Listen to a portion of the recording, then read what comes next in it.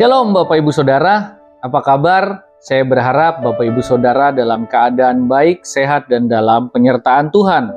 Jumpa lagi dalam Renungan Harian dan kali ini dengan tema keberhasilan sementara. Diambil dari Mazmur 92 ayat 6, 7, dan 8. Firman Tuhan berkata, "Betapa besarnya pekerjaan-pekerjaan-Mu ya Tuhan, dan sangat dalamnya rancangan-rancangan-Mu. Orang bodoh tidak akan mengetahuinya, dan orang bebal tidak akan mengerti hal itu.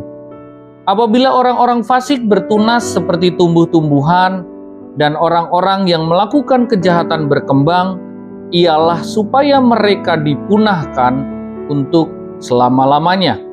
Nah, dari bacaan ini Allah sedang memberitahu bahwa ada pekerjaan-pekerjaan yang besar yang Allah telah lakukan, Allah telah kerjakan.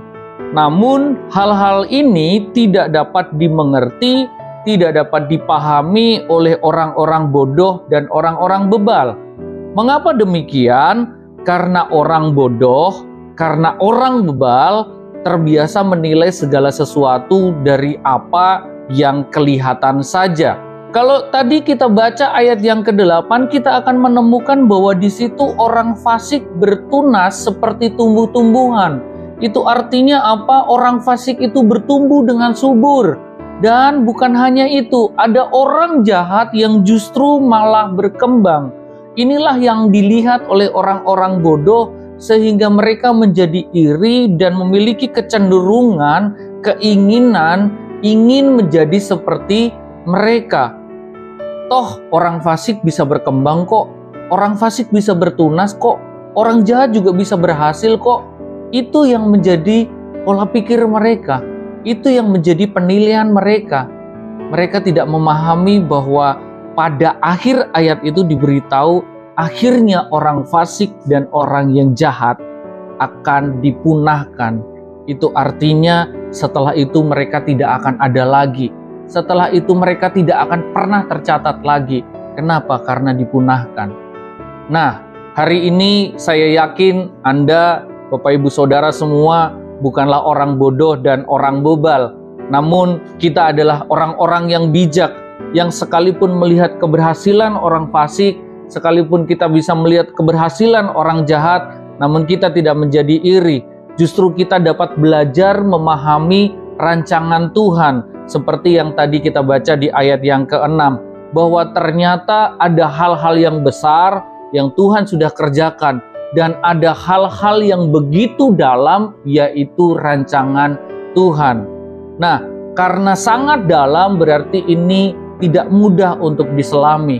Bagaimana caranya supaya kita dapat menyelaminya? Mazmur 25 ayat yang ke-14 dalam versi firman Allah yang hidup saya bacakan buat Bapak Ibu. Persahabatan dengan Allah disediakan bagi orang-orang yang menghormati Dia. Hanya kepada mereka Ia memberitahukan rahasia janji-janjinya.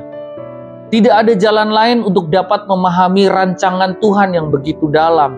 Tidak semua orang dapat menyelaminya, kata firman Tuhan. Tetapi di sini firman Tuhan juga katakan bahwa Tuhan memberitahukan kepada orang-orang yang bergaul karib.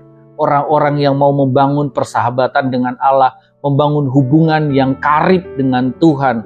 Nah, dengan bergaul karib dengan Tuhan, maka kita akan mengerti rancangan Tuhan atas kehidupan kita.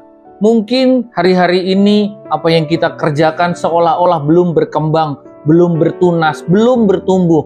Namun ketika kita memahami rancangan Tuhan, kita akan tahu bahwa apa yang terjadi dalam hidup kita adalah bagian dari proses untuk kita yang tentunya merupakan rancangan yang baik yang Tuhan sediakan bagi kita.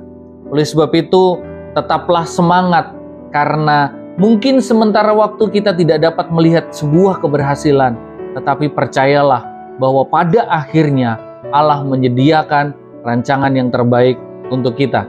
Tetaplah semangat, tetaplah bangun hubungan yang karib dengan Tuhan sehingga kita memperoleh kekuatan daripadanya. Dan yang terakhir, percayalah bahwa Allah menyediakan rancangan yang baik untuk hidup kita. Tuhan Yesus menyertai. Immanuel.